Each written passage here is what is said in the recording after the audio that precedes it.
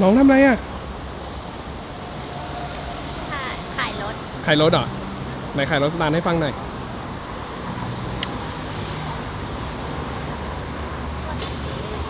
ใช่กดปุ่มนั้นเลย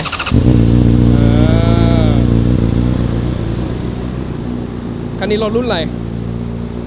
รถรุ่น Honda มันได้อะไร CBR 600 RR เหรอเก่งไปแล้วเหรอไปไหนอ่ะไปไหนอะไรนะโอเคไปเลยก็ได้ไปเรากลับมาที่คันนี้นะครับ Honda CBR 600 Double R ดูความหล่อนะครับท่ออะคาโบวิกเวลาใส่ท้ายมันก็จะเป็นฟิลนี้นะมันก็ดูค่อยมีอะไรบังขึ้นหน่อยก่อนหน้านี้รู้สึกว่าพอเอาท้ายออกนะมันจะดูแปลกๆนะครับแล้วก็ป้ายทะเบียนออกแล้วนะครับวันนี้แต่ถามว่าเสียงถามว่าลั่นไหมผมว่าใช้ว่าเงียบดีกว่าเสียงผู้ดีมากคืออารมณ์แบบด้วยความที่มันยังมีพักล่างลูกนี้อยู่นะครับที่ผมบอกเนี่ยแคทลูกนี้นะครับมันเลยทำให้เสียงมันซอฟแต่โอเคมันก็ไม่ได้เป็นฟีลแบบเหมือนเปลี่ยนท่อแล้วลั่นป้งป้างนะครับคือโอเคมันเปลี่ยนท่อเราก็รู้สึกแล้วว่ามันเนี่ยอันนั้นเร่งพอเปลี่ยนมีเสียงนะครับคือมันมีเสียงฟีลที่แบบต้องยืนข้างรถเราถึงจะได้ยินแต่ถ้าเกิดแบบอยู่บนถนนห่างกันไปประมาณ5 เมตร3 เมตร5 เมตรนะเอาว่าเสียงก็ถือว่าเงียบมากนะครับเมื่อเทียบกับคำว่า4 สูบเรียงปกติคำว่า4 สูบเรียงเสียงมันจะหวานแบบชนิดที่ว่าหวานปวดหัวเลยแหละขอบคุณการใช้งานและกัน1 เดือนที่ผ่านมานะครับก็ถือว่าเป็นรถที่เอาว่าตั้งแต่สับรถไปสับรถมานี่ถือว่าเป็นรถที่ผมใช้งานนานเยอะที่สุดแล้วแหละเอาจริงนะเป็นรถที่ถือว่าค่อนข้างผูกพันเลยทีเดียวเป็นรถที่ขี่ง่ายขี่คล่องสไตล์ Honda นะครับขับสนุกเครื่องแรงไหมกำลังเครื่องยนต์มันจะมาแบบคือถ้าเปรียบเทียบนะครับเปรียบเทียบกับแรงม้าเนี่ย ZX10 ZX6R R6 รวมถึงตัว CBR 600 Double R แรงม้ามันมาใกล้เคียงกันมากแต่คาแรคเตอร์ผมบอกเลยว่า3 รุ่นเนี่ยไม่เหมือนกันเลยนะครับกำลังจริงๆมันก็อยู่ช่วงประมาณ 9,000 ถึง 10,000 รอบนะเราจะรู้ได้ถ้าเกิดเราขับลากไป10,000 รอบมันเหมือนอารมณ์แบบอยู่ๆมันมีวาล์วเหมือน VTEC อะไรสักอย่างเปิดแต่จริงๆรถมันไม่มีระบบวาล์วแปรผันนะครับมันจะป๊าดออกมาแล้วเสียงท่อนี่เปลี่ยนเลยนะครับเสียงท่อมันแบบมันจะมีมิติเสียงที่แบบผมพยายามอัดเสียงให้แบบทำไงให้ได้ยินเสียงที่ผมได้ยินนะจังหวะที่แบบวิ่งแบบเปิดมาจาก 9,000 วิ่งไป10,000 รอบเป็นเสียงอะไรที่เพราะมากๆเพราะแบบแล้วพอมาเจอท่อชุดนี้ที่มันขับออกมาได้แบบเสียงถือว่าดีเลยแหละมันอย่างที่ผมบอกมันไม่ได้ดังพั่มเพื่อนมันไม่ดังแบบเลอะเทอะดังจนปวดหัวนะครับพูดถึงช่วงล่างก็ถือว่าจริงๆผมแอบโซนตอนแรกผมได้รถมาอย่างที่บอกคลิปแรกที่ผมไปลองวิ่งนะผมว่ามันพอดีมากนะที่แบบเราไปวิ่งถนนเส้นกาญจนาภิเษกเนี่ยที่แบบมีสันเนินมีบ่อมีอะไรเยอะแยะเนี่ยแบบไม่ต้องปรับน้ำหนักที่เท่าผม70 โลถือว่าโอเคแต่พอเหมือนด้วยความโซนผมว่าอยากลองปรับเล่นดูปรากฏว่ายิ่งปรับยิ่งเพี้ยนนะครับสุดท้าย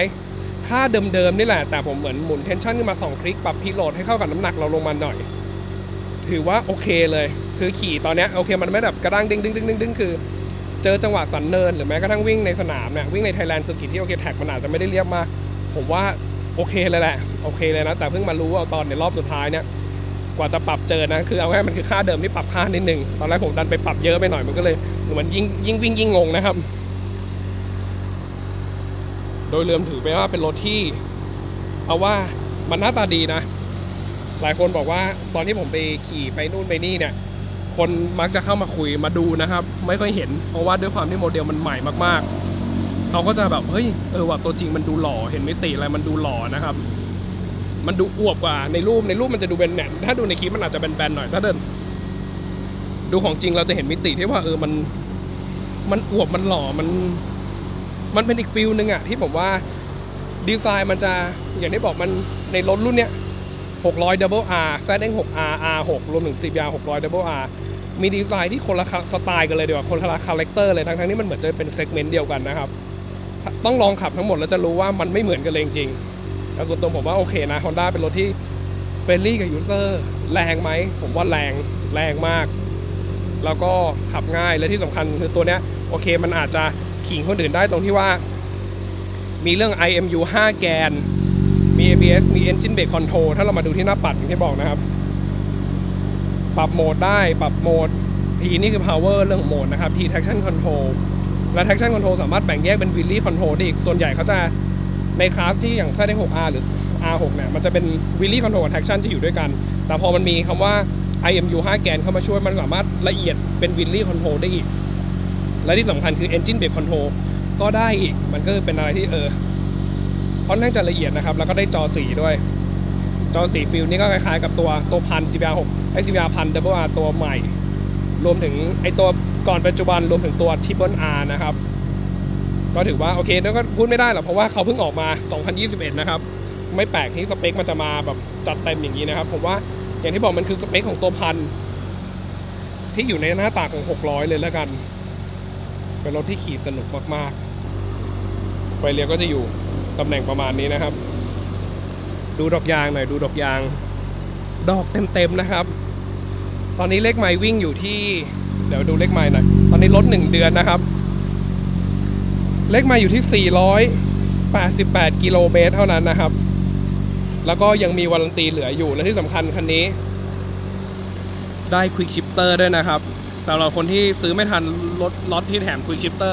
ต่างหากประมาณ 20,000 กว่าบาทนะครับแอนดาวแล้วก็ท่อใบนี้ 33,000 นะครับถ้าสั่งเมืองไทย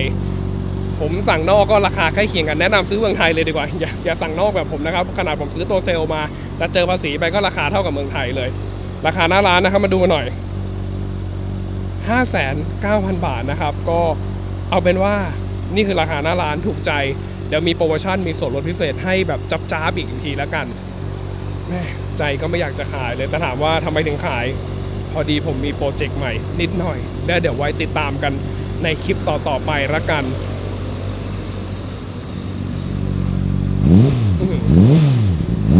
เสียงกำลังดีนะหรือจริงๆถ้าเกิดใครอยากได้ท่อเดิมผมคือใครซื้อสภาพนี้ไปผมมีท่อเดิมให้หรือว่าถ้าไม่อยากได้ท่อใส่ท่อเดิมเดี๋ยวผมลดราคาให้อีกแล้วกัน เดี๋ยวลายท่อเก็บไว้เดี๋ยวเผื่อใส่คันอื่นนะครับแล้วแต่ผมว่าสเต็ปนี้ต้องมีอย่างนี้แหละผมว่าอารมณ์นี้นะแต่งประมาณเนี้ยถ้าลงสนามหากียงใส่หน่อยผมว่าจบหากียงใส่ยางหน่อยจบเลยนะครับไม่ต้องแต่งอะไรเพิ่มละ